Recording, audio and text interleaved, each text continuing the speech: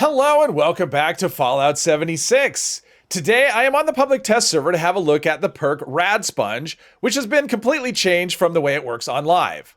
So on live, Rad Sponge has a chance to remove radiation from teammates when you're affected by rads, which to me seems like a really good perk if you want to troll people.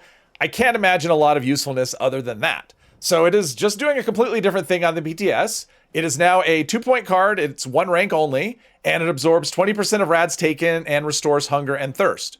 So the way I read that is that it's just going to reduce incoming rads by 20%. Restoring hunger and thirst, I think, is a little strange. I'm not sure why that effect is on there, and I can't imagine using the perk for that. The character I'm using now wears Overeater's armor. I just use Perfect Bubblegum. So the main appeal for me would be the absorbing the rads. But I haven't tested this at all, so I'm not sure if it works the way I understand it. So we're going to do a little bit of experimenting today. So we're going to go for some baselines here. So the first thing I want to do is remove, we're going to remove this perk. And I also run what rads on this character, so we're going to remove that as well. And I also want to get my goal here is to get my rad resist down to 0. Let's see, yeah, the Under Armour has rad resist, and so does the armor. So we'll leave the helmet on, because if you're going to run around in your underwear, maybe you don't want to show your face. And you can see our rad resist. There is no rad resist number. So we have 0 rad resist. You can see our hunger and thirst. It's not down a lot, but it is down a little bit. So we want to go into the nuke zone, which should be about the gate over here. I think this is about when we're going to hit it. I don't expect to live very long here. This is not a recipe for survival. But you can see it's without any perks, without anything at all. Yeah, this just gobbles up your health bar pretty quickly. We'll just let the character die and respawn here. All right, so we've respawned here. So that first situation where we're not wearing armor, that would also be the same thing as if you're wearing, say, leather armor, metal armor, combat armor, some sort of armor that doesn't have any kind of rad resist. So you'd kind of get the same result there. So next, we've re-equipped our armor and our under armor. And you can see my rad resistance is 300 or 311. So still no perk. I don't have what rad's equipped. I don't have that other perk going. So this would be another situation where you're wearing an in-game armor. You've got decent rad resistance and nothing else protecting you. So we'll see how much better that will be. I mean, it should be reasonably better.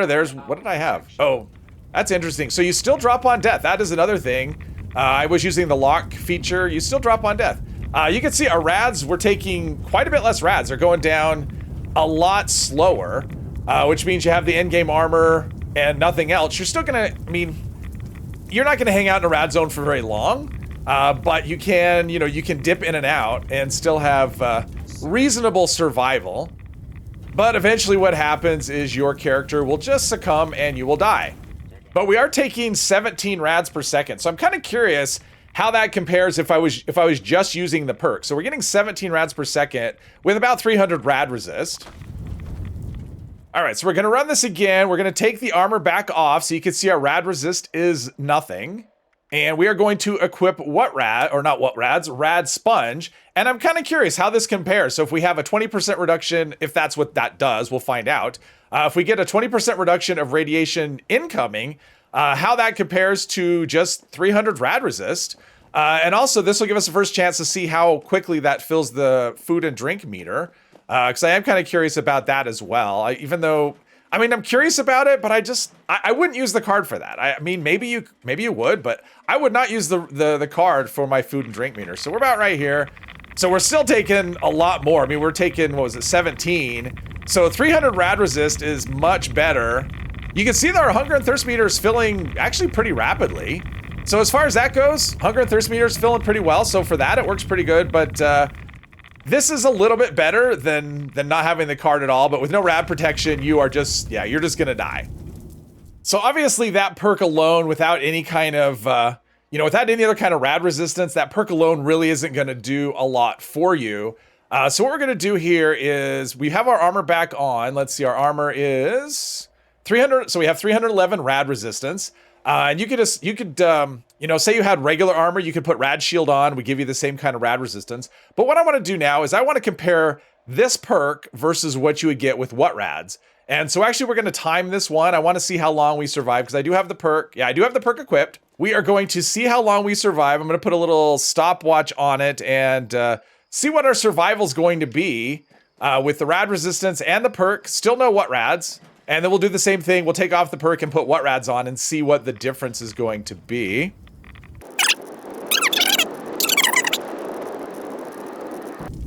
All right, so far we're sitting at like 24 seconds of survivability, and that's with, we can actually figure it out based on the segmented health bars. That's true. So looks like maybe about a minute would be my guess is what we're going to be getting survival-wise, somewhere around that area. So, and I already know, I've tested what rads in the past, so I know what I know what that one's going to turn out like. But still, it'll be kind of interesting to see the result, because we will run what rads rather than me just telling you how it's going to be. I will show you. So right now we're at 54 seconds.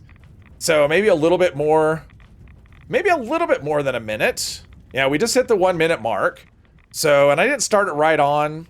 So it's just going to be approximate here, but we're looking at about a minute and 10 seconds, roughly, is what we're looking at. A minute and 10 seconds we survived. Which is actually pretty good. I mean, if you're standing in a nuke zone, probably not the best, but if you're doing, say, a scorched earth, that's definitely enough, because sometimes you get those launches that are just kind of right there and you dip in and out of the nuke zone. So that would actually give you reasonable survival for that sort of situation. All right, so before we dip in and test the what rads, I just want to say my goal is not to test every possible scenario, because if I tried to do that, I would certainly miss something. My goal here is just to get an idea of how much of an improvement you can get with this perk in just a few different scenarios. So here's what we've got. You can see our radiation resistance is now up to 611. That is the armor plus what rads. What rads gives you 300 resist, plus it heals 6 rads per second. This is actually my favorite perk. If you're playing full health, this is my favorite perk. It lets you basically ignore rads for the most part. All right, so here we go. We'll see how long we're going to be. I can tell you it should be quite a bit longer than with, and I have taken off, did I? Yes, I did. I took off the Rad Sponge Perk, and we should have pretty decent survival here. And now we're taking rads. Did I hear shooting? I don't want to hear shooting. I don't want combat. I will just throw everything off. But the survival here, I mean, you can see 13 rads per second is what we're taking in. So that's actually, so we're taking in 13 rads per second. Oh, because we have the increased rad protection and we're healing. Yeah, okay, so this should actually add to our survival by a fair bit.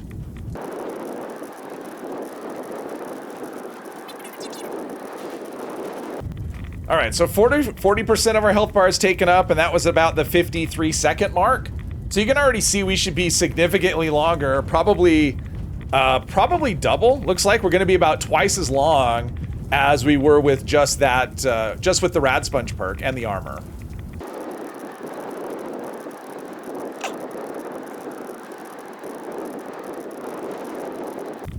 So at 80% of our health bar taken up, we're at about a minute and 46 seconds, 47 seconds, something like that. So we should be comfortably over 2 minutes.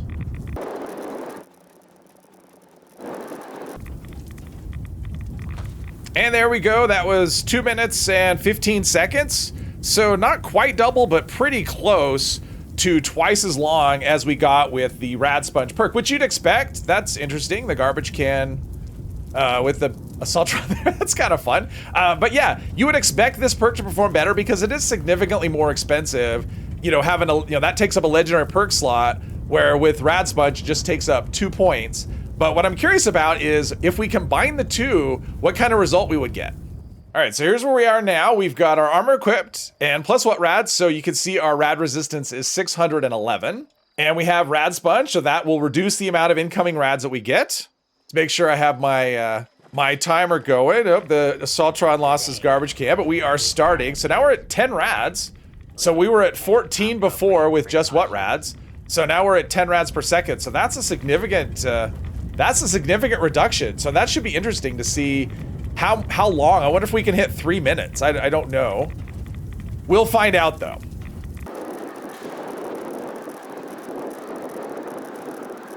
All right, so at 20% of our health bar, that was right at 40 seconds. So that would imply to me that we should be maybe over 3 minutes with this. That's kind of interesting. Our hunger and thirst bar got filled again. I think that's such a weird, I don't know. That's such a weird effect to me. It was almost like, well, reducing rads isn't enough. Let's throw another effect on there. But so far, the rad reduction plus the what rads, so far it's working out pretty well. Okay, so with 40% of the bar filled, it was 123. So I would say we should definitely hit 3. Yeah, we should definitely hit 3 minutes because we're at 1.5 minutes already, and we're not even at halfway on the health bar. So yeah, we should break 3 minutes on this, which is pretty good.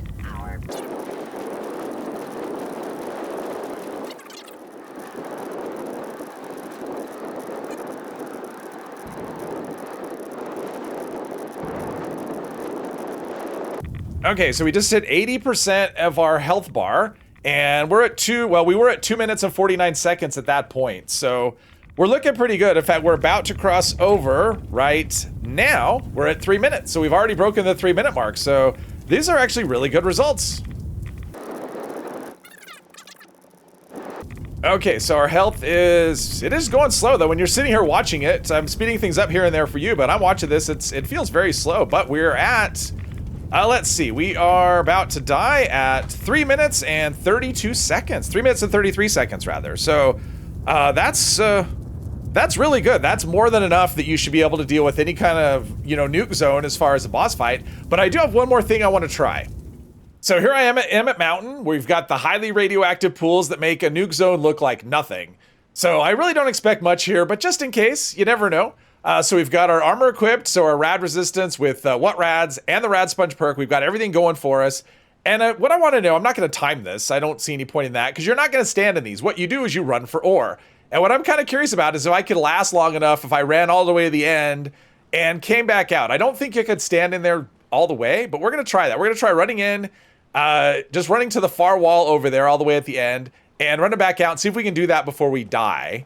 I don't expect, so yeah, 242 rads. So there'll be ore about right here. And then if we turn around and yeah, that's, I didn't expect that to work, but I figured I had to try. So overall, I think the reworked Rad Sponge Perk is definitely an improvement over what it is now. Because I think what it is now is, if you want to troll, fine. Other than that, I don't think it's something you're going to want to use. And in this case, I do think you might want to use it if you're playing full health and you want to, battle incoming radiation. This definitely does make a difference whether you're using what rads or not. You pair it with a set of in-game armor, and it is a noticeable reduction. And it lets you, it'll let you dip in and out of a nuke zone for those scorchers where the nuke's placement is either a little wonky or maybe the Scorch Beast Queen isn't cooperating. And then once you pair it with what rads, you are very, very resistant to those nuke zones. So the reworked version of this card should be coming with the September update. Hopefully you've enjoyed this video. If you have, please hit one of the buttons, and I hope you'll join me in the next one. Thank you very much.